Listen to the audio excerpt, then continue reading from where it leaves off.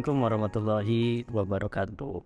Perkenalkan, nama saya Rizky Sofairanto. Saya bekerja di Universitas Murni Tarakat, mengabdikan diri di jurusan Bimbingan Konseling Fakultas Lingkungan dan Ilmu Pendidikan. Saya menjadi dosen sejak tahun 2014. Pada saat itu status saya dosen luar biasa dengan mengampu mata kuliah seperti psikologi abnormal, psikopatologi, kesehatan mental, dan perilaku sosial.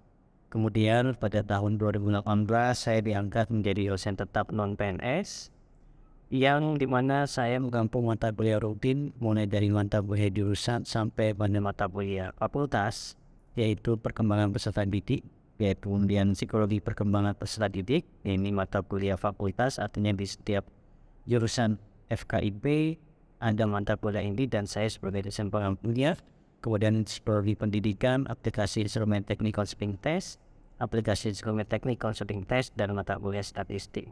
Pada dasarnya mata kuliah yang saya ampu adalah mata kuliah yang linear dengan jurusan saya atau kalian saya, yaitu psikologi pendidikan, di mana di dalam psikologi pendidikan juga ada perkembangan, ada kepribadian, dan tujuannya adalah bagaimana meningkatkan performa peserta didik mulai dari tingkatan pendidikan manusia dini, dasar, menengah, sampai di perguruan tinggi. Dalam perkuliahan di new normal pasca pandemi, saya menggunakan pembelajaran sinkronus dan asinkronus, menggunakan blended learning dan hybrid. Kemudian pada saat perkuliahan, namun pada tahun 2023 ini kita mengikuti aturan yang terbaru. Pembelajaran dilakukan dengan tatap muka, tapi tetap memanfaatkan asinkronus berupa Google Classroom, BNPT, kemudian video pembelajaran dan aplikasi kuis. Berikut ini merupakan kegiatan pengajaran saya pada mata kuliah perkembangan peserta didik selama menit sidang. Bismillahirrahmanirrahim. Assalamualaikum warahmatullahi wabarakatuh. Waalaikumsalam warahmatullahi wabarakatuh. Selamat siang. Sehat semuanya.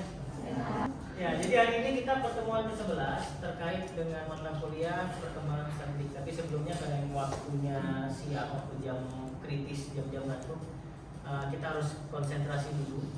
Simpel mudah caranya. Cukup kalau tangan saya turun, ada tepuk tangan satu kali. Ya. Tapi kalau tangan saya tidak turun, maka jangan sampai tepuk tangan. Jelas ya? Lebih keras. Lagi.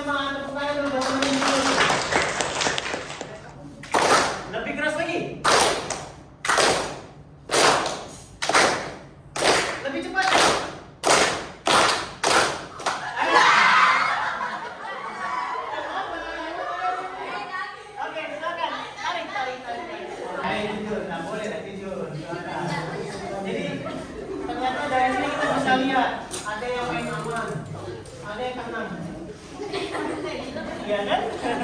Ada yang begini. Oke, 1, 2, 3, 4, 5, 6, 7, ada 3 lagi. Batas saya lagi. Ya, kalau sama-sama lebih cepat. Asik.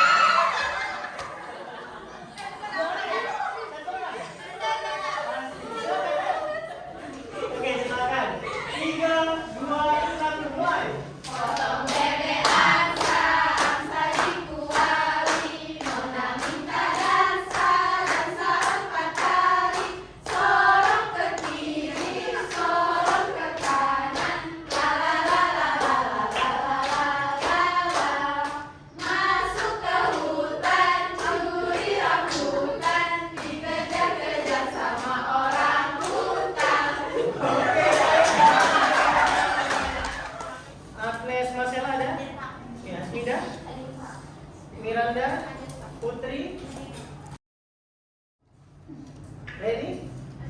Iya. Oke, ada yang belum dipanggil? Jangan mau dipanggil. Jadi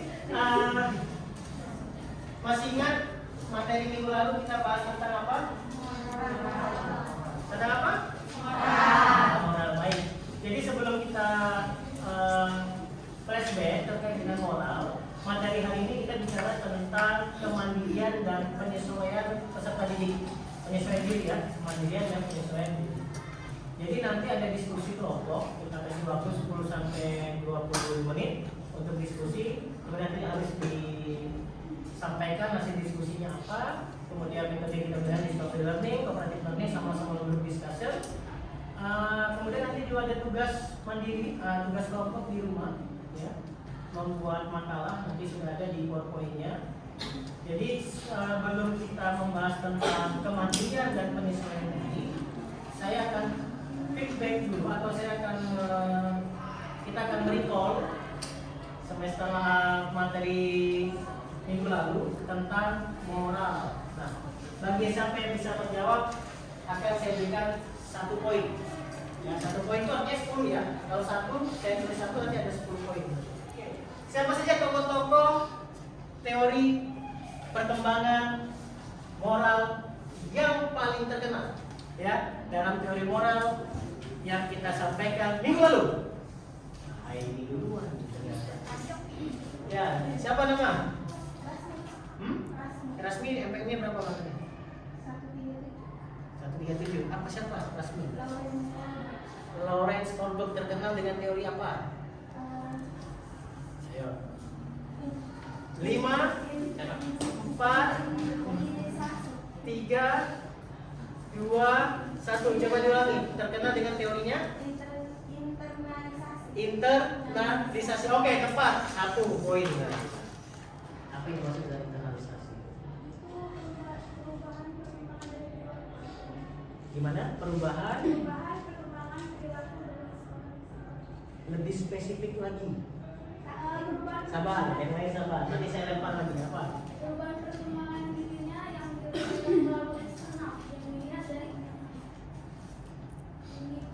Coba lebih spesifik contohin, langsung contoh saja. Perubahan perkembangan perilaku peserta didik ini yang dikontrol secara eksternal. Dikontrol secara eksternal. Eksternal apa internal? Dikontrol secara eksternal. Dikontrol secara eksternal, kemudian perilaku kontrolnya itu melalui internal. Oke. Secara internal. Secara internal. Oke, poin 1 ya. 3, 2, 1. Oke, lagi. Pakai contohnya Bapak. Boleh, silakan. Apa contohnya? Ini kan kemarin yang saya ingin contoh dari Bapak itu masalah uang nih. Si A dan si B. Oke. Ketika si A ini kan pengaruh dari eksternal. Dia bilang, kamu ini ada uang sebesar 100 juta. Kau silakan ambil.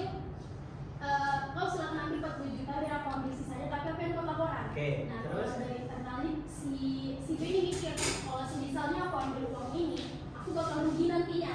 Karena semua laporan dan data-data dia punya. Sewaktu-waktu nanti aku masuk penjara, dia belum tentu dia bisa ngebantuin aku. Oke. Jadi pengaruh dari internalnya dia tuh dia mikir lagi, Pak, kalau misalnya dia ambil uang ini, selain dia rugi, dia juga bakal kehilangan pekerjaannya. Oke. Jelas ya contohnya dalam perkembangan moral. Ada 3, sabar. Sebutkan ketiganya. Yang mana dulu nih kira-kira? Oke, kita lihat 1. Yang angkat tangan dulu, angkat tangan dulu.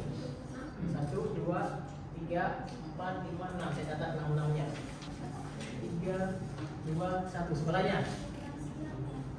Ya, Esther apa? Kognitif, behavioral, emosional. Oke, sebelahnya 1, 4, 5. Kognitif, behavioral, sama emosional. Oke, sebelahnya lagi mana tadi angkat tangan lagi? Oke, sebutkan. 105.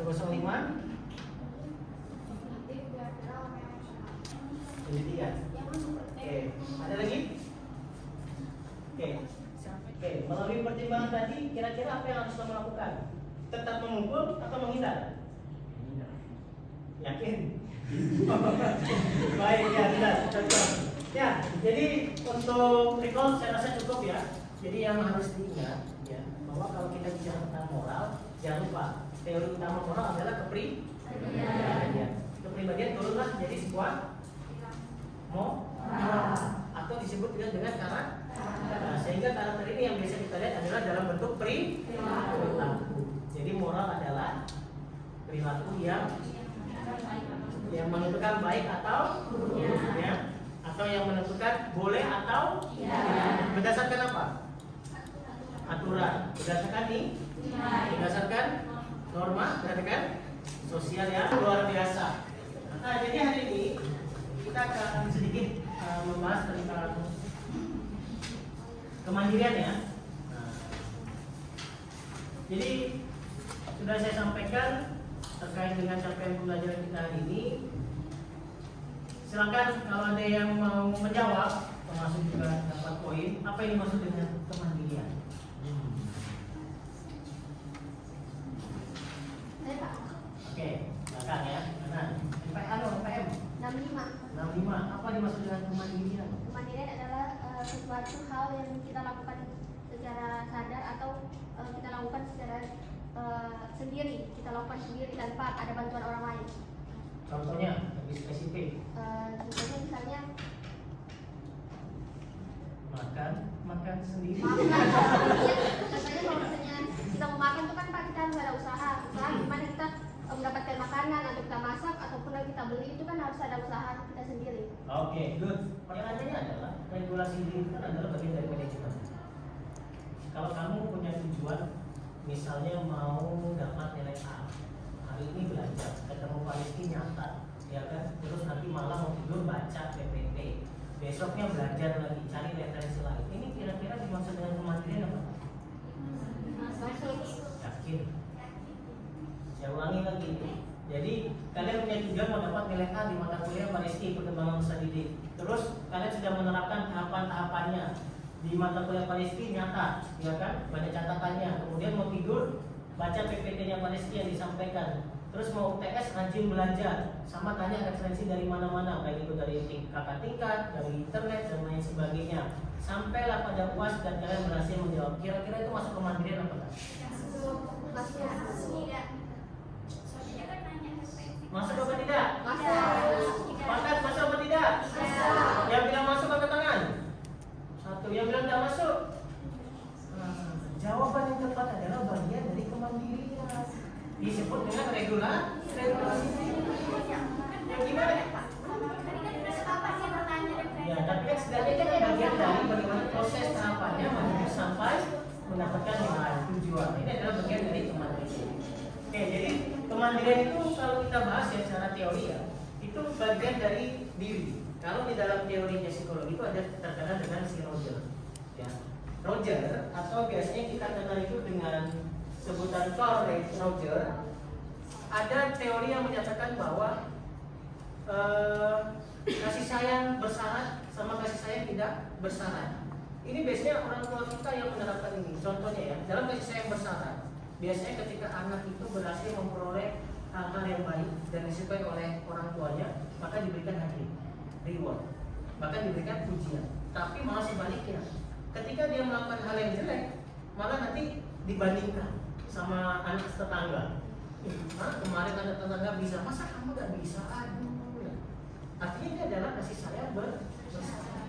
Kalau kita kasih sayang bersyarat, ada kelebihan, ada kekurangannya. Kelebihan dan kekurangannya adalah dia akan tetap cenderung mandiri. Kenapa? Karena dia akan mengejar kasih sayang. Walaupun niatnya orang tua itu biasanya tidak seperti itu. Niatnya orang tua itu maunya ya sudah, kamu harus baik-baik, dapat nilai baik, nanti dikasih hadiah. Tetapi ternyata kalau hal itu terus-menerus dilaksanakan, maka akan jadi pembiasaan. Kalau jadi pembiasaan, anak itu akan tahu cari kasih sayang. Semoga ada ya di antara kalian. Atau sebaliknya, katanya si Roger bahwa ada kasih sayang tanpa syarat. Mau anak itu melakukan kesalahan, mau anak itu melakukan kebaikan, mau anak itu berhasil, mau anak itu gagal, itu tetap diberikan cinta dan kasih sayang, tidak dibanding-bandingkan. Ya tetap diberikan reward, tapi diberikan misalnya kesalahan gagal. Kemarin peringkat 1, terus semester berikutnya peringkat 3. Tidak dibanding-bandingkan. Tidak apa-apa, ayo kita belajar lagi. Namanya juga belajar. Mungkin kamu kemarin lupa, terlewat atau kebanyakan main. Bunda bantu, mama bantu, bapak bantu, kan begitu. Nah maka hal-hal seperti ini bukan berarti dia tidak mandiri, tetap dia mandiri. tetapi lebih baik daripada yang memiliki cinta atau kasih sayang jelas ya. Nah ini teori. Maka urgensinya adalah ketika kita mempelajari tentang kemandirian sama penyesuaian diri di sekolah, supaya apa? Supaya itu peserta didik tidak lagi tergantung. Makanya kenapa ada mata kuliah, ada mata pelajaran itu yang di sekolah itu tentang kewirausahaan. Bahkan di semester 3 nanti, kalian itu ada mata kuliah kewirausahaan. Ya, supaya apa? Supaya mandiri secara ekonomi. Kemandirian pun kita bagi menjadi 4. Ada kemandirian emosi, kemudian ada kemandirian ekonomi, kemandirian intelektual, sama kemandirian sosial. Nah, kira-kira kenapa kita harus menyesuaikan diri? Agar kita bisa terlibat sama orang-orang yang dari sekitar kita. Contohnya, kenapa mau terlibat dengan orang-orang sekitar kita? Agar seseorang itu untuk hidup dan bergaul terhadap lingkungannya, sehingga seseorang itu bisa merasa puas terhadap dirinya dan terhadap lingkungan. Bisa puas terhadap dirinya dan lingkungan. Oke, saya tambahkan. Ada lain? Siapa nih jadinya? Tiga-tiganya lah. Esther dulu ya kan? Paling nanti Adila sama. Ya.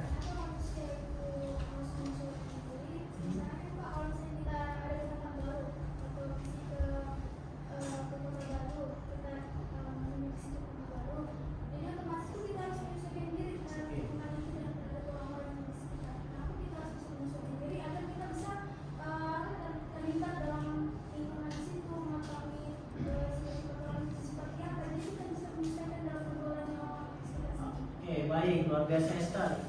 Jadi penyesuaian diri itu terjadi karena ada kebutuhan. Kalau kebutuhanmu lapar, berarti bagaimana cara menyesuaikan diri? Pergi beli makan. Kalau nggak punya uang, gimana caranya? Pinjam. Kalau nggak dapat pinjaman, gimana caranya? Ayo, telepon. Kalau nggak bisa lagi dapat uang, pinjam dari mana caranya? Itu berarti penyesuaian diri. Kalau sampai maling, jadinya malah adaptif. Ya, yang buruk. Ya, tapi setidaknya ngomongin minta, syukur-syukur jadi penyesuaian diri itu sifatnya adalah dinamis dan harus berubah-ubah. Ya, tepuk tangan nih. Jadi memang secara hubungan ketika kita mengalami beberapa kendala, termasuk baik itu secara intelektual, ekonomi, sosial, dalam lingkungan kelas ya, baik peserta didik, maka ketika kita tidak bisa mandiri untuk menyelesaikan ini, maka kita akan sulit. Kalau sudah kita sulit, nggak dapat jalan keluar, nggak dapat solusinya, maka penyesuaian diri kita bakal bisa jadi buruk, bisa tidak masuk sekolah, bisa bolos-bolosan, atau bahkan berhenti sekolah. Dan itu sudah banyak terjadi. Ketika penyesuaian diri tidak baik, seperti teman-teman kalian akan tersisih dan tidak akan melanjutkan seperti yang saya sampaikan di awal, jadi ada diskusi kelompok, waktu cuma 10 menit ya. Waktunya cuma 10 menit, artinya 5 menit pertama silakan diskusi, nanti 5 menit kemudian sampaikan hasil diskusi kalian apa. Saya sudah bagi kelompok 1 sampai 2, kita ngebahas tentang tingkat sekolah dasar yang berhubungan dengan kemandirian. Jadi kemandirian tadi sudah dibagi menjadi 4. 1 emosi, 2 3 4. Oke, baik. Jadi misalnya kelompok 1, sebutkan satu saja kendala apa saja yang dihadapi siswa dalam kemandirian dan penyesuaian diri. Tapi di tingkat sekolah dasar, ya, entah itu pertemanan kah, entah itu jajan kah, dan lain sebagainya. Kemudian bagaimana solusinya? Udah. Solusinya ingat, kalau membuat solusi harus berdasarkan harus berdasarkan fenomena, harus berdasarkan pengalaman. Kelompok 3, 4 tingkat SMP, kelompok 5, 6 tingkat SMA. Nah, ingat berdasarkan fenomena kalian. Silakan waktu kalian hanya 10 menit. Ini apa? Ini kelompok 2. Yang jadi masalah cuma dari mana? Sosial. Contohnya apa itu? Misalnya kalau misalnya nih satu orang nih misalnya dia ngajak temannya buat dia escape nanti kita dosa dan itu dia sama dia nggak punya HP, nggak punya jadi hari ketipu. Karakternya sih begitu nggak? Iya. Oke, siap. Langsung lanjutkan. Solusinya nanti gimana dia supaya tidak sedikit ya? Perhatikan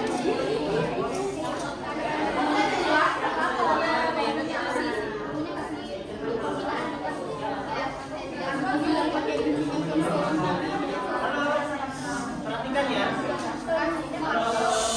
Dengerin dulu. Jadi kalian betul-betul harus tahu konsepnya, kemandirian emosi itu apa, sosialita itu dan lain sebagainya itu apa, supaya nanti bisa memutuskan. Kalau kendalanya misalnya nih, jadi contoh kasus karena ekonomi dia jadi menyendiri, itu kan penyebab karena ekonominya. Tetapi masalah utamanya adalah kemandirian sosial. Dia menarik di diri. Jadi itu harus betul-betul diperhatikan. Jangan sampai nanti, oh ini ternyata kemandirian ekonomi, kalian bilang kemandirian sosial atau sebaliknya. Maka penting sekali pahami dulu konsepnya. Kan di PPT sudah saya bagikan ya, dibaca lagi Pak. Oke, jelas? Waktu kalian tinggal 5 menit. Jam 14.55 sudah punya diskusi habis. Nanti kalau ada yang mau menambahkan, walaupun di luar dari pembahasan, kalian mau menambahkan solusi silakan. Saya akan berikan poin. Ya, tidak bertanya tetapi menambahkan boleh. Saya akan memberikan poin. Satu yang menambahkan poinnya 10. Oke, sebentar, saya ulangi. Jadi kendalanya apa? Kelompok 6, kendalanya apa dia? Bolos sekolah. Anak yang Bolos sekolah. sering bolos sekolah. Kalau sering bolos sekolah ini dikatakan mandiri, tidak mandiri secara apa? Secara sosial. Oke, tidak mandiri secara sosial. Jelaskan. Atau dia mau menambahkan kelompok lain. Ini kasusnya anak sering bolos sekolah, terus dikatakan tidak mandiri secara sosial. Kira-kira benar apa tepat nih? Atau tidak tepat? Terus kemudian solusinya bagaimana?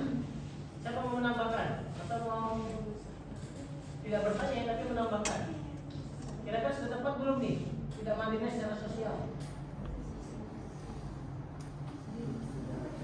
Yang musik lagi. Nggak bisa mengendalikan. Oke, kelompok berapa? Kelompok 2. Iya. Oke.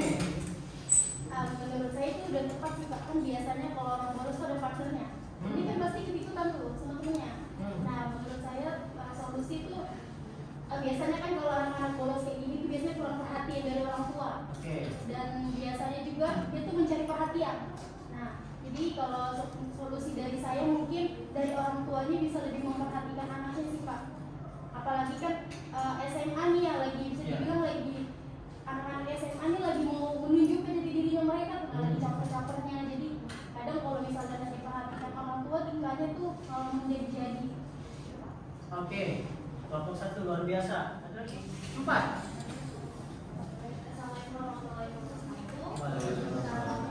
Kami dari kelompok 4 di sini kami pusat SMP kami mengambil pengajian sosial. Jadi contohnya itu anak sulit beradaptasi dengan lingkungan sekolahnya karena kan si anak ini dari masa peralihan bermain di masa SD.